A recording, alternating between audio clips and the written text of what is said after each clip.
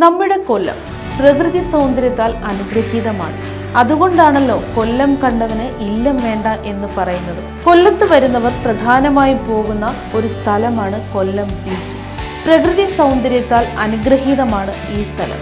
കടലിന്റെ സൗന്ദര്യം കണ്ട് ആസ്വദിച്ചിരിക്കാൻ നിരവധി പേരാണ് ഇവിടെ എത്തുന്നത്. വൈകുന്നേരങ്ങളിലാണ് ഇവിടെ തിരക്ക് വർദ്ധിക്കുന്നത്.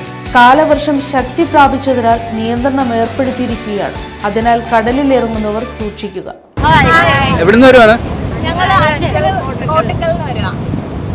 ബീച്ച് കാണാൻ വന്നേ. എങ്ങനെയുണ്ട് ഇതൊക്കെ? എവിടെ വർക്ക് ചെയ്യുന്ന എല്ലാരും?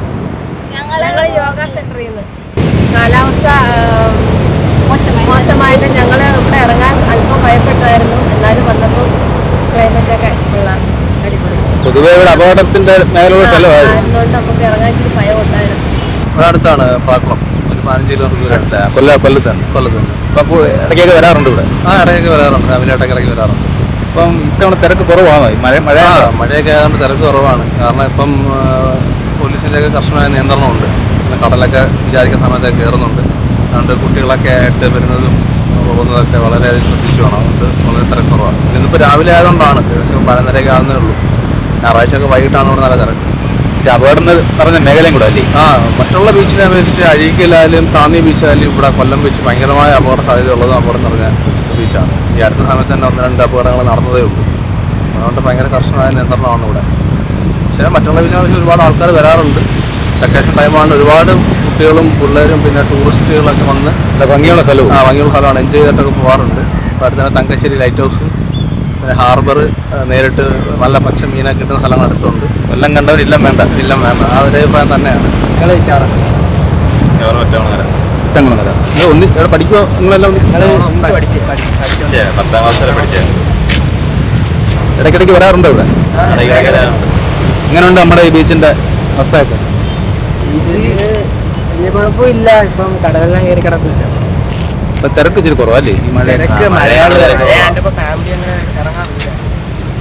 ഞായറാഴ്ച വൈകിട്ടാവുന്നത് ഇവിടെ അല്ലേ? നല്ല തിരക്കാണ്, രാത്രിയൊക്കെ നല്ല തിരക്കാണ്.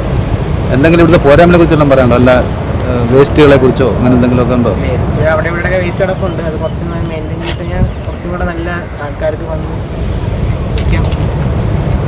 അതുപോലെ നമുക്ക് മഴയൊക്കെ കയറി നിൽക്കാനായിട്ടല്ലേ ഒരു സൗകര്യമുള്ള ഇതില്ല? സൗകര്യം ഉണ്ട്. എന്നാലും നല്ല കാറ്റിലാണ്. കാര്യങ്ങളെല്ലാം കറക്റ്റായിട്ട് നമ്മൾ പറയുന്ന കാര്യങ്ങളൊക്കെ നമുക്ക് നെഗറ്റീവായിട്ടൊന്നും പറയാനില്ല ഇവിടെ. പക്ഷേ സ്ഥലത്ത് വേസ്റ്റ് കാര്യങ്ങളൊക്കെ ഉണ്ട്. നമ്മുടെ തെന്മലയിലെ വീടല്ലേ? അത് എൻ്റെ പെങ്ങളെ കെട്ടിച്ചേക്കുന്ന കുറുകൊണ്ടിനെ ഇവിടെ കൊല്ലത്താ. അങ്ങനെ ഇവിടെ പിള്ളേരെയും കൊണ്ട് വന്ന് ബീച്ച് കാണാൻ വന്നേ. കുഴപ്പമില്ല, നല്ല ഭംഗിയുള്ള സ്ഥലം, നല്ലതാണ്, ഭംഗിയുള്ളതാണ്. മഴയായതുകൊണ്ട് വെള്ളത്തിൽ ഇറക്കത്തില്ല, അപകടം ഇച്ചിരി കൂടുതലാണ്. പിന്നെ മഴ പെയ്യാൻ നേരത്തൊന്ന് കയറി ഇരിക്കാനുള്ള സൗകര്യം ഉണ്ടാക്കി വെക്കണം. ഇത് ഇല്ലല്ലോ, നമ്മൾ മഴ പെയ്യുവാന്ന് മഴ തന്നെയോണ്ട് ഇവിടെ നിൽക്കണം. അങ്ങനെ ഒരു ബുദ്ധിമുട്ടുണ്ട്. അല്ലാതെ വേറെ നല്ല കാണാൻ നല്ലതാണ്. എങ്ങനെയുണ്ട് ബീച്ച് വന്നിട്ട്? കൊള്ളാമോ? എവിടെ പഠിക്കുന്നത്? എന്നാ സ്കൂൾ തുറക്കുന്നത്?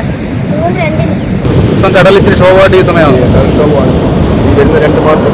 കാലവർഷം തെക്കപ്പെടുന്നതോറും അതുപോലെ കടൽ ശക്തമാവും. ഒരു കാരണവശാലും ഈ 2 മാസം കടലിൽ ഇറങ്ങാൻ പാടില്ല. ഇപ്പോൾ ഡ്യൂട്ടി ടൈം എത്ര മണി വരെയൊക്കെയാണ്? ഡ്യൂട്ടി ടൈം ഞങ്ങളുടെ ഡ്യൂട്ടി ടൈം 7 മണി മുതൽ 7 മണി വരെ. രാവിലെ 7 തൊട്ട് വൈകിട്ട് 7 മണി. സമയത്ത് ലൈഫ് ഗാർഡ് ഉണ്ടാവും. നൈറ്റ് ആളുണ്ട്? നൈറ്റ് ആളില്ല.